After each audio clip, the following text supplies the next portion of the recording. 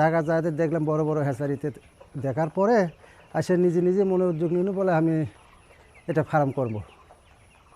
তো যাই হোক ফার্ম নিজে নিজে করে নিজে নিজে পরিচর্যা করে আজ পর্যন্ত আল্লাহর রহমতে টিকে আছি বাবা। প্রথমে আমি 200 বাচ্চা দিয়ে ফার্মটা শুরু করছি, বিদ্যুৎ ছিল না, সৌরে বিদ্যুৎ দেয় বা হেরকিন লাগে যেভাবে আস্তে আস্তে আস্তে আস্তে এটা শুরু করছি বাবা। তো যাই হোক আল্লাহর রহমতে এখান থেকেই মনে করেন ব্যবসা করে এখানেই টাকা ইনভেস্ট করছি, আস্তে আস্তে ইনকাম করছি, আস্তে আস্তে লাগাইছি। হ্যাঁ, প্রথমে আমি মনে করেন প্রায় $1,50,000 দিয়ে ইনভেস্ট করছিলাম, এখন তার লাই দেয় অনেক টাকা ইনভেস্ট করা লাগছে। বিদ্যুৎ থেকে শুরু করে প্রায় 10 লক্ষ টাকার ঊর্ধ্বে গেছে আর কি, জমি সহ তো 30 লক্ষ টাকার মতন। তো মানে আমার এই ফার্মের জায়গাটাও আমার ভাই ভাস্তাকের কাছ থেকে কিনে নেওয়া লাগছে। মানে একাত্তরত্ব করতে গেলে এত জায়গা আমার ছিল না বাপের এক জায়গায়। তো সেই ক্ষেত্রে বাবা যাই মোটামুটি আল্লাহর রহমতে পরিচর্যা করে এখন এর দূর পর্যন্ত টিকে আসি বাবা, আল্লাহ থুয়ে দিছে। কিন্তু খাদ্য আর বাচ্চাতে মনে করেন আমার এই ব্যবসা টিকে থাকা এক নাম্বার। বাচ্চা কেনার একটা থাকা লাগবে, মান সমতুল্য বাচ্চা লাগবে, মান সমতুল্য খাদ্য লাগবে এবং খাদ্যর ক্যাশ লাগবে। যখনই ডিলারের মাধ্যমে বাকি খাদ্য নিতে যাবেন তখন মনে করেন 28, 30, 32 দিনের মধ্যে মুরগি বিক্রি করে টাকা দেওয়া লাগবে, লাভ হোক বা লস হোক। আমার কথা বাজার লস হয়েছে আরও 10 বস্তা বেশি করে খাওয়াবো, তাতে দেখা যাবে মুরগি বড় হলে 2 টাকা কমে বেচলে পেলাও পড়তে হবে। কিন্তু এই জন্যে এই ব্যবসার বাবা একমাত্র নিজে দায়িত্বে ব্যবসা করা লাগবে।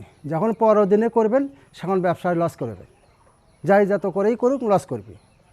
যেমন এই বাচ্চা 70 টাকা পিস কিনলাম এই মাসকে ঈদের মধ্যে, ঈদের আগে, আর সেই বাচ্চা 5 টাকা পিস বাবা। 5 টাকা পিস বাচ্চা বেচছে কোম্পানি কি লাভ করিনি?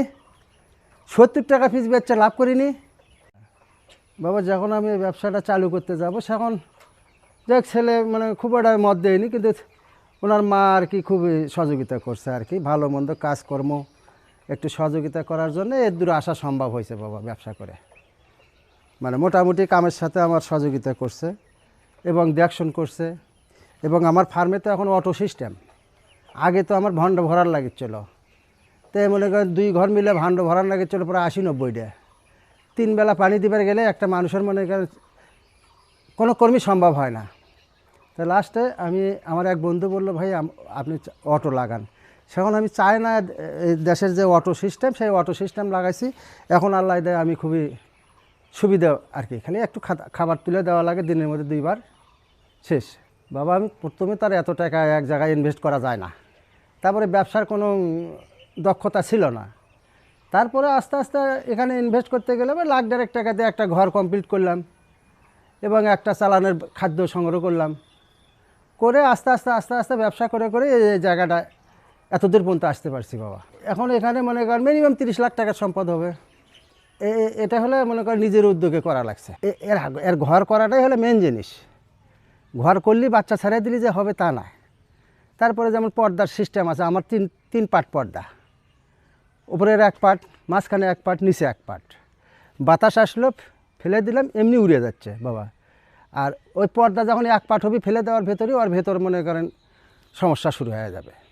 হ্যাঁ, বাচ্চাগুলো প্রথমে যখন শুরু করলাম বাবা এই বাচ্চা ম্যানেজ করার জন্য খুবই কষ্ট করা লাগছে। কেউ থান দেয়, সাধারণত গোবিন্দগঞ্জে পাওয়া যায়নি। গাইবান্ধা থেকে সংগ্রহ করছি এবং বগুড়া থেকে সংগ্রহ করছি। হয়তো একজন কিনছে তার কাছ থেকে 5 টাকা বেশি দিয়ে কেনা লাগছে, পলাশবাড়ি থেকে সংগ্রহ করছি। এইভাবে প্রথমে সংগ্রহ করছে, এখন কোথাও যাওয়া লাগে না। এখন আমি চালু করি সেখন তো অনেকভাবে কষ্ট করা লাগছে এই ডিপার্টমেন্টে। সময় মতো বিদ্যুৎ পাইনি, সময় মতো মনে করেন হলে বাচ্চা ম্যানেজ করতে পারিনি, সময় মতো খাদ্য ম্যানেজ করতে পারিনি। করা পারছি কিন্তু অনেক সময় হয়তো বেশি বেশি দিয়ে করা লাগছে। আর আল্লাহর রহমতে এখন আল্লাহ দেয় যাক যেটুকু পরিচয়পত্র বাড়ছে সেই হিসাবে আমি বাড়ির থেকেই এখন বাচ্চা ম্যানেজ করি এবং মনে করেন অর্ডার দিলে বেলা বাড়িতেই মনে করেন আমার বাচ্চার যোগাযোগ হয়। এখানকার পরিচর্যাটা আমি নিজে নিজে করি এবং নিজে না করলে তো, নিজে না বুঝলে তো মানুষ নিয়ে করলে তো হবে না। তো যার জন্য যখন বেশি অতিরিক্ত কোনো কাজের চাপ হয় সেখন হয়তো মনে করেন টেম্পোরারিভাবে 2-1 জন লোক নেই। আর এছাড়া আমি নিজেই বেশিরভাগ পরিচর্যা করি। মানুষকে দিয়ে তো আর এত এভাবে করা সম্ভব হয় না, তারা তো বোঝেও না। হঠাৎ আসে একজন কী বুঝবে এখানে? আমার 20 বছরকার অভিজ্ঞতা তাও ফেল করে, আর ওই একদিনের হঠাৎ এসে ঢুকে কি কাজটা করবি? সাপোজ বাজারত মনে করেন মুরগির ধস নামছে, নিচ্ছে না।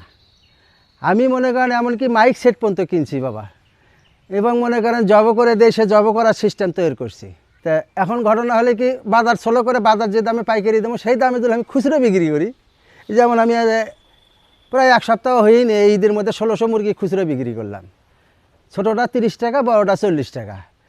1600 মুরগি খুচরো বেচে এই জায়গায় কি লস হবে না লাভ হবে? 17 টাকা পিস বাচ্চা কিনছি, মনে করেন 30 টাকা আর 40 টাকা মুরগি বেচি। 100 টাকার উপর তার মুরগির পরন পড়ার কথা নয়। তো 100-র উপরে যা বেচা হবে আশা করা যায় সেটা আমার বাড়িতেই থাকবে। কিন্তু যাই বিক্রি করার মতন ক্ষমতা নাই, ওই নেগে একজনের কাছে ধরা লাগবে, সেমন কায়দা করে তারা বিক্রি করে কিনে নিবি। বাজারের চায় 20 টাকা দামে কমই নিবি। আর একটু গরম উঠলে বলে মনে করে বলে ফার্মালারা তখন খালি ফার্ম আদার করে নিবি, আমাকে একটু মুরগি খালি ভ্যানত তুলে দিবি। বাবা, এই ডিপার্টমেন্টটা এই জন্যই মনে করেন বেশিক্ষণ টিকে থাকতে পারে না। তা আমি সবার সাথে এ যাবৎ যে জায়গায় আসছি, আল্লাহ যেটা স্বয়ংসম্পন্নভাবে আমাকে যেটা এখন চলাচ্ছে, নিজের উদ্যোগে আর নিজের কিছু শক্তি এবং মনে করেন বুদ্ধি দিয়ে এতদূর পর্যন্ত আশা লাগছে। বাবা, বারবার যদি একজনের কাছে যায় ধরেন, তাই কোনো দিনের সুযোগ ছাড়া অসুযোগে দিবে না, খালি কায়দা খুঁজবি বলে একে কীভাবে নেওয়া যায়। তা আমি কারো কাছে যাই না, আর বিক্রি করার জন্যও যাই না, কিনবার জন্যও যাই না, সরাসরি ফ্যাক্টরির থেকে কোম্পানির থেকে নেই। যেমন ঈদের আগে ডিসকাউন্ট দিছে পার ব্যাগে, কোনো ডিলিয়ার পাশে আমি 50 টাকা ডিসকাউন্ট পানো, টনে 1000, 5 টন খাদ্য নিয়েছিলাম, 5000 টাকা গাড়ি ভাড়া লাগলো, 5000 টাকা মনে করেন কোম্পানির থ্রু থেকে আসলো আমার বাসায়। কিন্তু কোনো এটা কি আমার সংসারের আয় না? এটা আমার ব্যবসার আয় না? তো এইটা সবাই বোঝে না তো বাবা রে। ওই যায় একজনের পাশে ধরে ঘুরতে এখন মনে করেন তাগরে অস্তিত্ব নড়ে গেছে।